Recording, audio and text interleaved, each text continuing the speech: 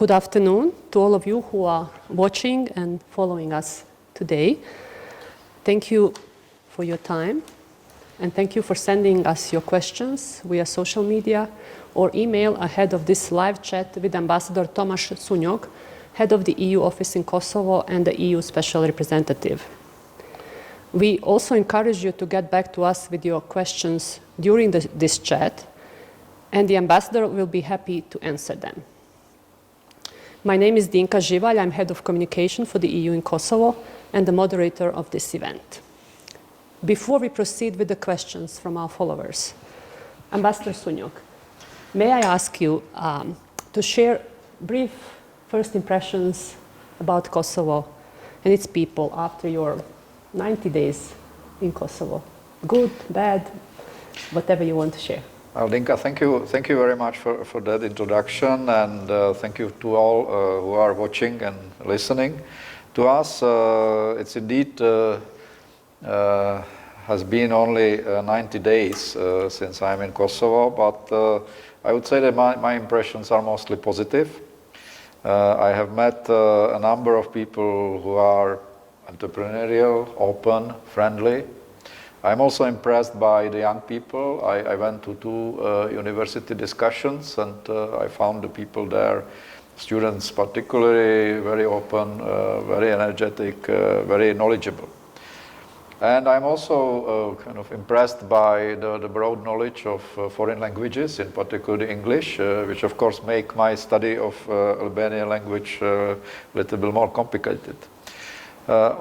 Maybe on negative side, I think that, as I mentioned, there is a lot of energy and a lot of potential, but sometimes I feel that this energy is not focused and it's a little bit chaotic. So I see a lot of things going on daily basis, basically looking into tomorrow or today or the week after.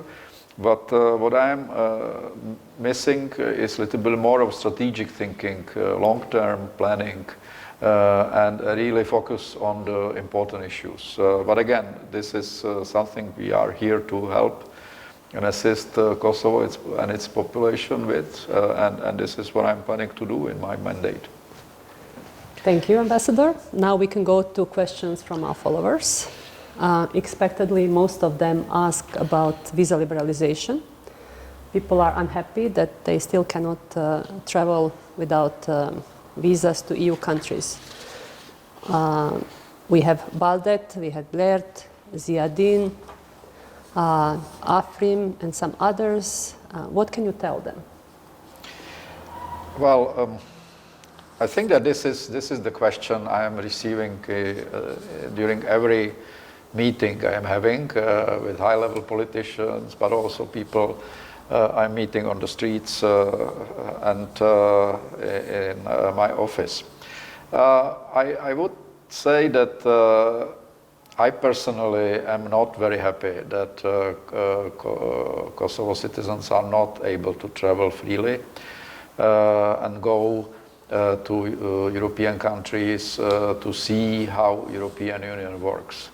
But this is the reality, and I'm afraid I cannot do much with this reality. I would like to just recall several facts. The first wave of visa liberalizations for countries in the regions happened already in 2009, and actually preparation started already 2006, 2007.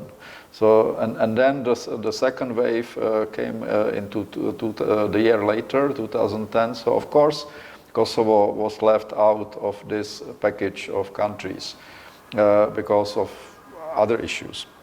But I would like to say that the progress has been made, and European institutions, both the European Commission and European Parliament, agreed that all the conditions are being met. It is now up to member states to decide. It is formally the Council of European Union which decides on those issues, and there need to be a support of all the member states. And unfortunately, there is not progress on this issue, and what my advice would be is for the government is to actually try to work individually with those all 27 member states to reinforce the message that Kosovo is part of Europe and Kosovo citizens should be allowed to travel. But I also would like to say that we also need to see more focus and more reforms on some issues. And of course, when you talk about the free movement of people, there are in particular two areas. One is fight against organized crime and corruption. And the second issue is migration. And on both of those issues, there are still some steps that need to be done, and there are still some space and for improvement of efforts made by Kosovo government. I know that the Kosovo government has been working with some member states bilaterally. But again, it needs to be reinforced. We are here to help, but it is not in our hands. Anton is asking,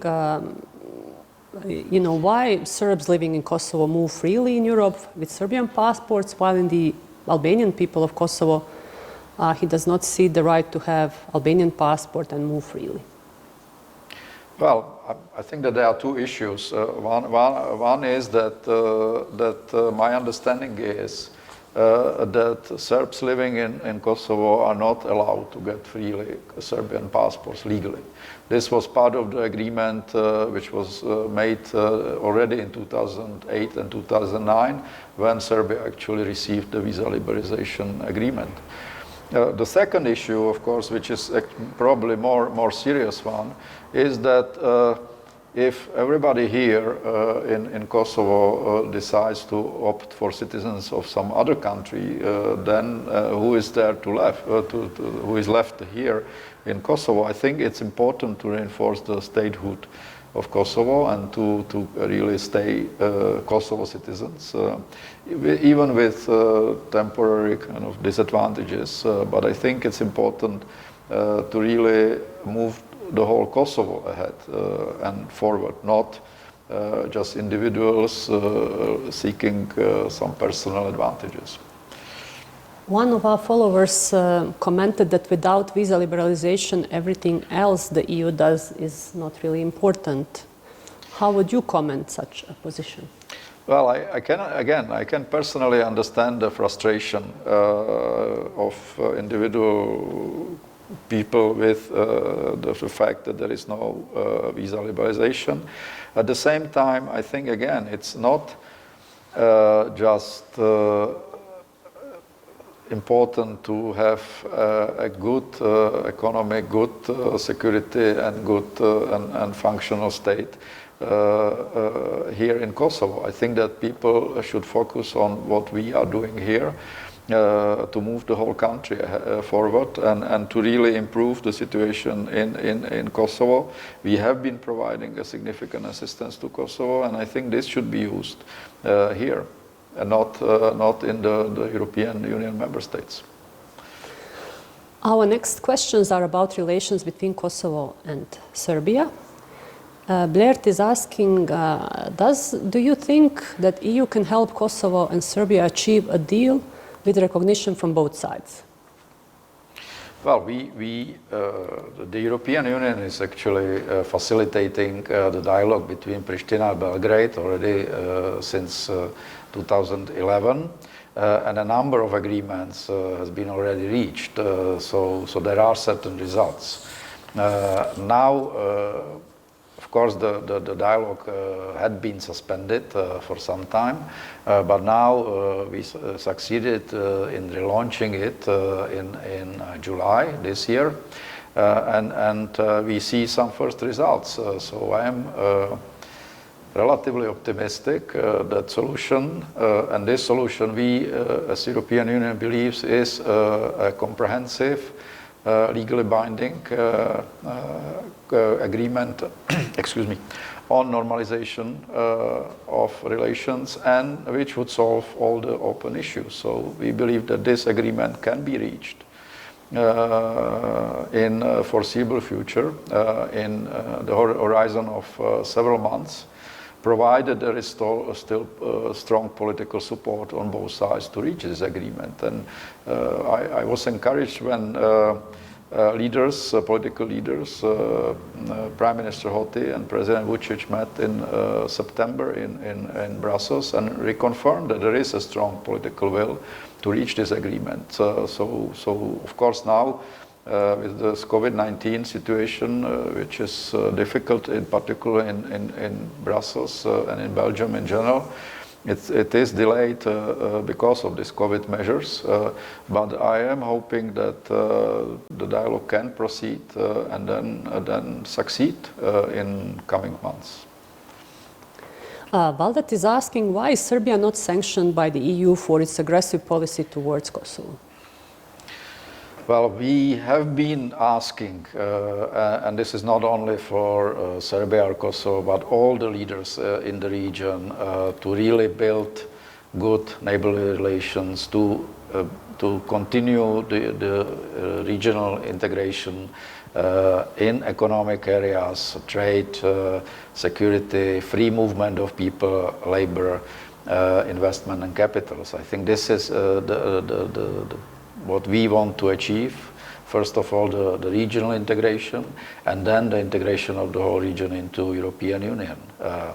Of course, we also observe a number of statements coming from different countries of the region, which are not helping this regional integration. But we believe that there is a basic interest of all the countries of the region to really achieve this integration as soon as possible. Thank you. We also have a question on the specialist chambers. Arinor is asking, how would you describe Kosovo's conduct towards the specialist chambers? Is the EU pleased with our reaction, with Kosovo's reaction until now? Well, I do not believe it's an issue of being pleased or displeased. I think that what we said, and this is also, it was also expressed publicly by all the embassies, member states and my office, immediately after the first arrest, is that we really appreciate, first of all, constructive positions of those people who were arrested, but also, and more importantly, also very calm and mature reactions of the general public, and this was rather impressive, and we really appreciate that. But again, this is the Kosovo Specialist Chambers and Specialist Prosecutor's Office is part of the Kosovo legal system, so it is internal legal obligations to implement all decisions, but also it's an international obligation of Kosovo, and it is important because rule of law and effective judicial system is actually a key element, or those are two key elements of any process leading to Kosovo's membership in the European Union, and they need to function well, and they need the independence of judicial systems must be respected. Thank you. Now there is a question related to potential corruption allegations. Visar is asking, well, when will the EU delegation in Kosovo conduct a thorough review of all interventions, both in infrastructure as well as in capacity building, and take action to break the vicious corruption that is so deeply rooted within your office in Pristina? Well, dear Visar, I would kind of disagree with your assessment of the status of my office. I am personally not aware of any corruption issues in my office. If you are, then please inform me more concretely. Or you can also, of course, inform the OLAF, which is the European Union anti-corruption body. But I would like to underline one issue, that all the programs and projects which the European Union is doing in Kosovo, of course, are audited and reviewed, first of all by our leading Director General in the European Commission, which is DG NEAR, but also there is the independent audit of all the budget expenditures every year. And I have not been, again, aware of any systematic or issues which would be really similar to something you described. Maybe just to add that for all those that have any information on any corruption allegations, on OLAF's website you have a possibility to report anonymously. So really, please feel encouraged. The next question is on economy. Bleron is asking, would you tell us how EU is going to help Kosovo in economic growth and support of businesses? Well, Kosovo has been assisted by European Union already since 1999, and my understanding is that the overall figure since 1999 is about 2.5 billion euro, which is quite a significant amount of money. And even if you look at since 2008, then again it's more than 1 billion euro, which the European Union has provided, mostly for economic development, but also in the area of rule of law and others as well. So I think we have been already doing a lot. European Union is by far the biggest donor, bigger trade partner, and biggest investor in Kosovo. And of course, we have also seen some results, and this was actually quite robust economic growth in Kosovo for the last 5 years before the pandemic of COVID-19. Now, during the COVID-19 pandemics, of course, we are trying to refocus our assistance to actually help Kosovo to fight the COVID-19 pandemics. First of all, by providing about 5 million euro of material, humanitarian and health assistance, but also providing more than 60 million of direct budget support to stabilize country macroeconomically, but also offering additional money in credits and loans for about 100 million euro.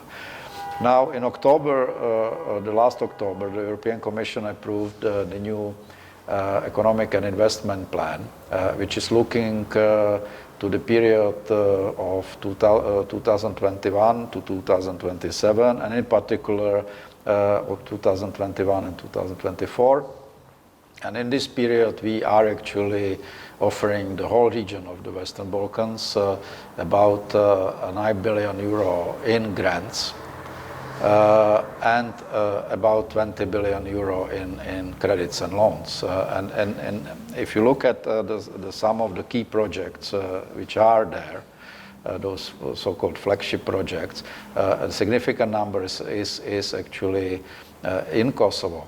For example, the highways, railways, gas pipelines coming from North Macedonia to Kosovo. There is also a project for waste management and wastewater treatment for Pristina and other big towns.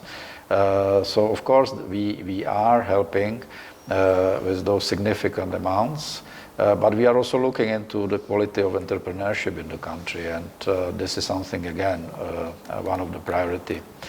So I think we are doing a lot already. We of course are looking into way how to do it better, but I think that Kosovo can always rely on the European Union as a partner for economic development. And the final question for today comes from Virtut, who is asking, could you compare the levels of democracy and freedom of the media between Kosovo and Hungary, and freedom to do business between Kosovo and Bulgaria? Well, as an EU ambassador, I cannot comment on the member states, but I would like to comment on Kosovo. And of course, if you look into the last report of European Commission for Kosovo, which was issued in October 2020, you would see that Kosovo is still in the early stages of development of democratic system, and is also in early stages of developing market economy, which can withstand and can be integrated into the European Union. So there is still a way to go. And I would just point out for the economic, from the economic perspective, to the fact that if you look at Kosovo and take an average EU economic development measured by GDP per capita, and if you take the whole European Union as 100%, Kosovo is still at around 26-27%. So it's actually not sufficiently developed, and this gap needs to be closed as soon as possible. And I think that this economic assistance I just described before is one important element to use for actually faster economic growth and faster alignment with EU legislation. And I think this is the only way for Kosovo. I do not see any other alternative than to way forward towards the European Union. Thank you, Ambassador. Thank you for your time. Before we close, is there something that you want to say, your final message to our followers? Well, my final message is that I have just started my 4 years mandate in Kosovo. My first 90 days were a challenge, not only from the perspective of being new in Kosovo, but also from the perspective of adjusting to the new way of work in the EU office and as EUSR. But I am here. I am planning to stay for 4 years, and I really want to assist Kosovo. And after those 4 years, I am certain that I will see some results. And I would ask everybody to use the EU, use the EU assistance, and really that we can work together to achieve some positive results and achieve some difference. Thank you. Thank you, Mr. Ambassador, and thank you all who were with us today and who follow our activities on a regular basis. We enjoyed hearing from you. Please continue to follow us and feel free to give us your feedback on any of our activities. Have a good day, everybody, and have happy, healthy upcoming holidays and the new year. We wish it to you all and to your families. Thank you. Thank you.